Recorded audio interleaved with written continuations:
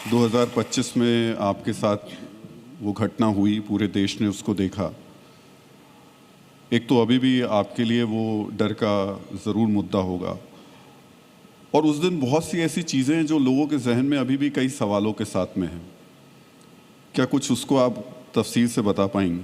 जो हुआ हमारे परिवार के साथ और बच्चों के साथ, सैफ के साथ, वो ऑफ कोर्स हम कभी भूल नहीं पाएंगे। हमने कभी सोचा नहीं था कि मुंबई में रहकर ये हम एक्सपीरियंस करेंगे, बट गलती भी हमारी थी कि हमने कभी सिक्योरिटी पे ध्यान नहीं दिया। हमें लगा कि कभी कुछ हो नहीं सकता, क्योंकि for us we always lived with our windows open, doors open. हमने सोचा नहीं, बिकॉज हम ये नहीं है कि हम फिल्म स्टार्स हैं तो सिक्योरिटी ज़्यादा रखते हैं। सैफ और मैंने कभी हमारे बारे में ऐसे कभी सोचा नहीं। We always treated our selves and we always look at our selves as normal people, because that's the way हम अपने बच्चे को भी बड़े कर रहे हैं, कि that is the way we should think. So we never thought that somebody could come through an AC duct and come into our own home.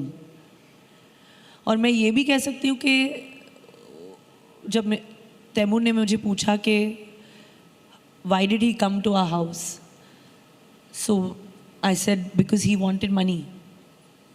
So he said we should have given him, and I said police are saying that they're going to put him in jail now अभी 10 साल के लिए। और तैमूर ने कहा कि नहीं अम्मा, ऐसे मत करो, क्योंकि उनसे भी गलती हुई है एंड शायद उनको पैसों की ज़रूरत थी for something that is very important. So he is like no, tell the police to let him go, it's fine, everybody is allowed a mistake. So वो जिस तरह से सोचता है is something that he felt के नहीं, शायद गलती ऑफ कोर्स हमसे भी हुई हो, बट उनसे भी हुई है, but leave it, it's okay. उनकी ज़रूरत थी तो उन्होंने किया।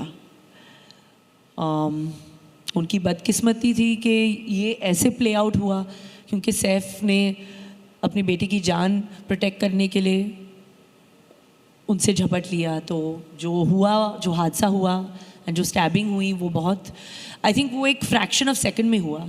तो आई थिंक दोनों की तरफ से मिस्टेक हुआ। So I am very happy, actually my child has said के he doesn't want him to suffer. So for me that is a very big learning that has happened, because मुझे लगा कि उनकी सोच एक बहुत ही मैच्योर बच्चे के जैसे है। पर ये आपकी परवरिश है कि एक तभी 8 साल का था, कि एक 8 साल का बच्चा अपने पेरेंट्स को कहता है कि माफ़ कर दो उन्हें।